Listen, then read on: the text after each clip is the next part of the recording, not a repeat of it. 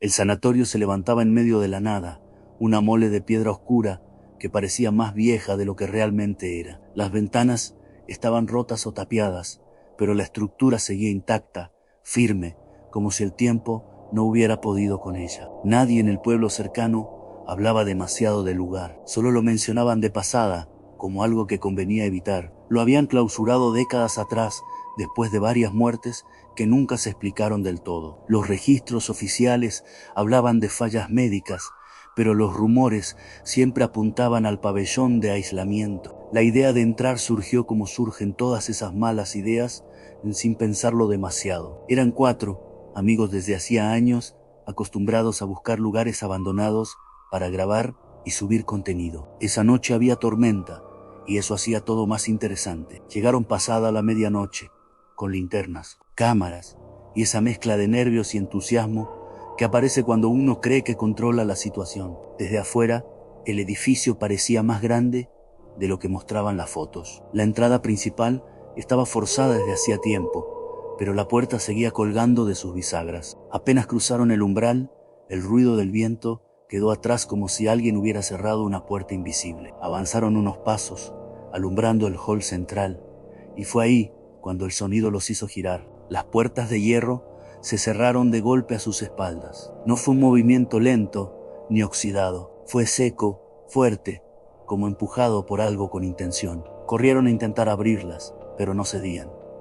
El silencio que siguió fue distinto al de afuera. No era solo ausencia de sonido, era una presión. El aire se volvió pesado, difícil de respirar. Uno de ellos comentó que olía raro. Al principio parecía humedad, pero enseguida se volvió más claro en azufre mezclado con algo médico, como un hospital viejo abandonado. No era un olor constante, venía en oleadas, como si se moviera por dentro de las paredes. Cuando empezaron a recorrer los pasillos, el edificio mostró su verdadera escala. Eran largos, demasiado largos, con puertas a ambos lados, muchas abiertas, otras cerradas con placas metálicas. El piso estaba cubierto de polvo, pero no completamente.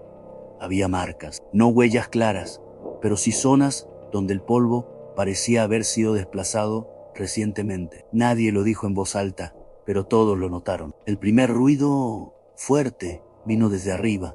No fue un golpe, fue algo arrastrándose. Metal contra piso, tan rápido, demasiado rápido para hacer algo pesado normal. El sonido recorrió todo el techo, de un extremo al otro, como si alguien estuviera empujando una camilla a toda velocidad por el piso superior. Se quedaron quietos, escuchando cómo iba y venía. No había forma de que alguien estuviera ahí. El lugar estaba cerrado hacía décadas. Decidieron subir, igual. No por valentía, sino por inercia. Cuando uno avanza, cuesta frenar. Encontraron una sala que parecía haber sido usada como celda de contención. Las paredes estaban cubiertas de marcas.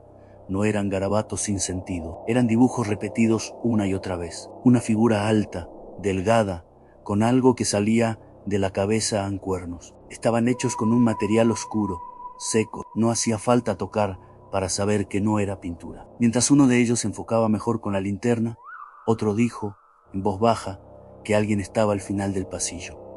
Todos giraron al mismo tiempo. Ahí estaban una mujer con uniforme de enfermera antiguo, blanca, rígida, parada sin moverse. La cara no estaba bien iluminada, pero se veía la sonrisa, demasiado abierta, no era natural. No reaccionó cuando la enfocaron directamente. Nadie se acercó, a nadie habló fuerte. Uno de ellos dijo que se fueran, que eso ya no era gracioso. Y fue en ese momento cuando la mujer se movió dio un paso. No caminó en su cuerpo, se desplazó hacia adelante en pequeños tirones, como si no tuviera control sobre sus propias articulaciones. La cabeza se inclinaba en ángulos que no parecían posibles. Los brazos se sacudían de forma irregular, pero avanzaba. El grupo reaccionó tarde. Cuando quisieron correr hacia las escaleras de emergencia, el espacio empezó a jugarles en contra. Los escalones no terminaban, subían y seguían subiendo, pero la salida nunca se acercaba. Era como si la distancia se estirara con cada paso. Miraban hacia atrás y el pasillo ya no estaba donde lo habían dejado. Fue en ese momento cuando uno de ellos, completamente superado, se soltó del grupo y corrió hacia una habitación lateral sin mirar atrás. El chico que se había separado del grupo entró sin mirar atrás, empujado más por el pánico que por una decisión consciente. La habitación estaba llena de espejos rotos, no colgados en las paredes, sino apoyados, inclinados, algunos directamente en el piso. Ninguno estaba entero. La linterna le temblaba en la mano mientras avanzaba unos pasos. Cuando levantó la vista para ubicarse, lo primero que notó fue que no había nadie más en la habitación. Lo segundo fue que no se veía a sí mismo. En cada fragmento de espejo había algo reflejado, pero no era él. Elan era una figura oscura, con forma humana, pero deformada. Los ojos eran completamente negros, sin blanco, sin brillo. La boca se abría de más, como si estuviera forzada. El chico retrocedió, pero los reflejos se acercaban. No coincidían con sus movimientos. Y entonces escuchó el sonido. No venía de afuera, venía desde dentro de su cabeza. Un murmullo bajo, gutural, como si alguien hablara en un idioma imposible de entender, pero que igual se sentía, dirigido a él. Cuando sus amigos lo encontraron, estaba en el piso, apoyado contra una pared. No reaccionaba. Tenía los ojos abiertos, completamente blancos, sin pupilas visibles. Respiraba, pero de forma irregular. Cuando Martín lo sacudió, no respondió. Fue Lucía la que vio primero las marcas. En el pecho, por debajo de la remera, había líneas profundas, como arañazos, pero demasiado rectos, demasiado precisos para ser hechos por uñas normales. No tuvieron tiempo de procesarlo. Las linternas empezaron a fallar al mismo tiempo. No era batería, era un patrón. Se apagaban y encendían con un ritmo constante. Al principio parecía aleatorio, hasta que uno de ellos lo dijo en voz alta. Estaba siguiendo algo, un pulso, un latido. Y cuando se quedaron en silencio, lo escucharon. Un golpe grave, profundo, que no venía de un punto específico. Venía de las paredes de todo el edificio, como si el sanatorio estuviera vivo. Buscaron una salida distinta, cualquier cosa que lo sacara de ahí. En una oficina vieja encontraron un escritorio volcado y papeles esparcidos por todos lados. Entre ellos, un cuaderno más grueso, con tapas gastadas. Era un diario. Las primeras páginas estaban fechadas décadas atrás. El director del sanatorio había escrito ahí durante meses. Al principio eran anotaciones normales, médicas. Después cambiaban se volvían más desordenadas, más desesperadas. En una de las entradas hablaba directamente del lugar, no como un edificio, sino como algo anterior. Decía que el sanatorio no había sido construido en un punto aleatorio, que había registros antiguos del terreno, de rituales, de prácticas que no tenían nada que ver con medicina. Mencionaba un portal, una palabra que al principio parecía fuera de lugar, hasta que las siguientes páginas empezaban a describir cosas que coincidían demasiado con lo que ellos estaban viviendo. El nombre que más se repetía era uno en paciente cero. No figuraba en ningún registro oficial, según el propio director. Había sido ingresado sin documentación, traído por gente que no volvió a aparecer. No estaba enfermo, al menos no como los demás. El director lo describía como alguien ocupado por otra cosa, algo que no hablaba, pero que entendía todo. Algo que no dormía. En las últimas páginas eran difíciles de leer. La letra cambiaba, se deformaba, como si quien escribía ya no tuviera control total de la mano. Ahí confesaba que el paciente cero no solo resistía el tratamiento, sino que estaba afectando al resto. Los otros internos empezaban a cambiar, a imitar comportamientos, a deteriorarse sin causa médica clara. Y después venía la frase que ninguno de los cuatro pudo ignorar: no los está enfermando, los está consumiendo.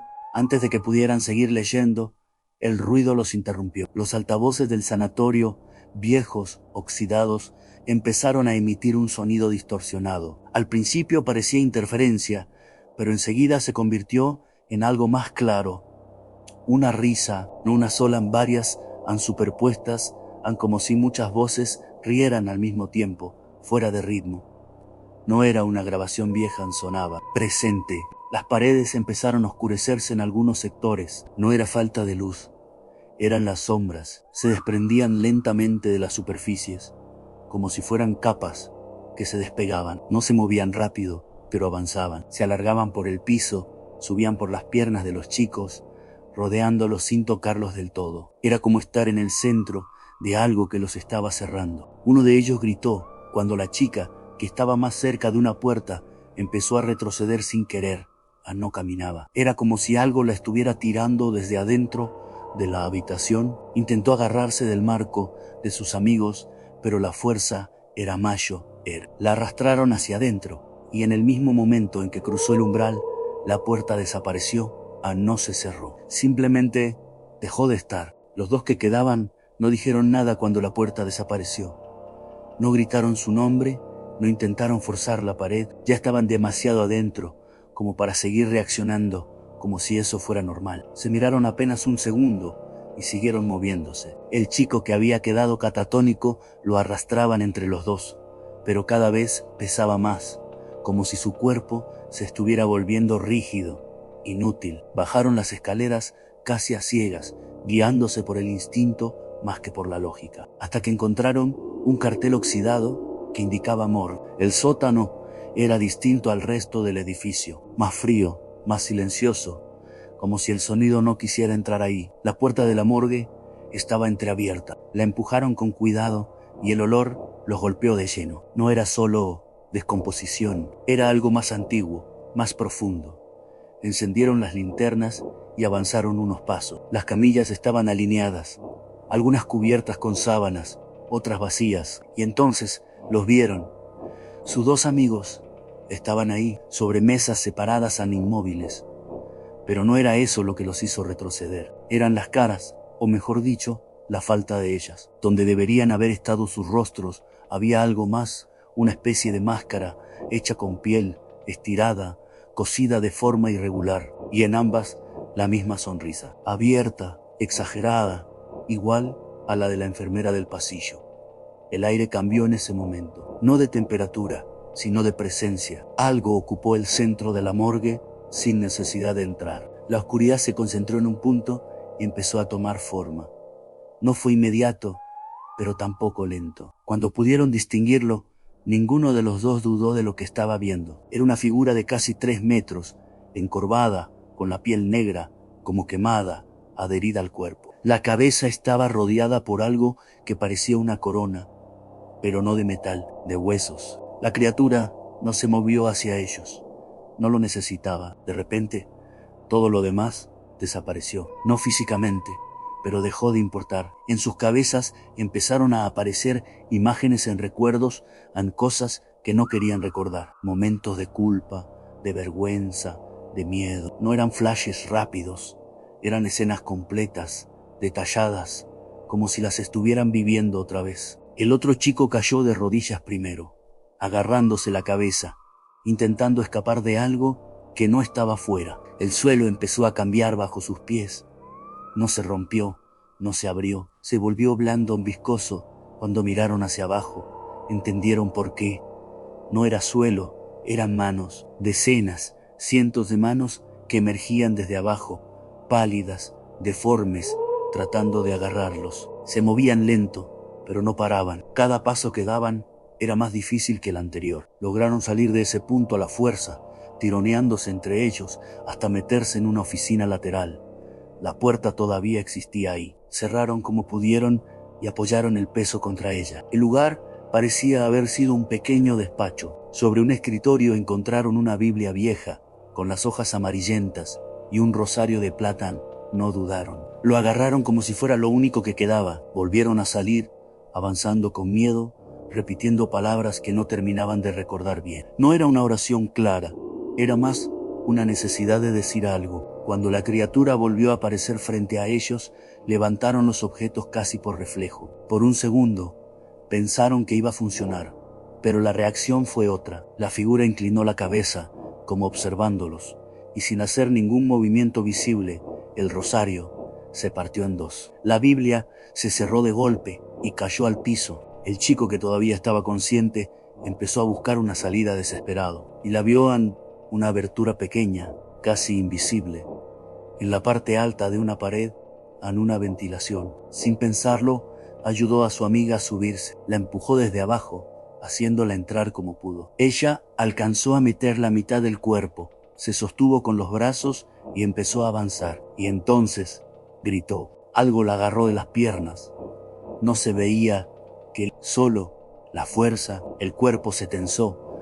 Sus manos rasparon el borde del conducto mientras intentaba sostenerse. Él la sujetó de los brazos, tirando con todo lo que tenía. Por un segundo pareció que la iba a sacar, pero la fuerza del otro lado fue Mayo R. La arrastraron hacia atrás. Desapareció en la oscuridad sin dejar rastro. Quedó solo.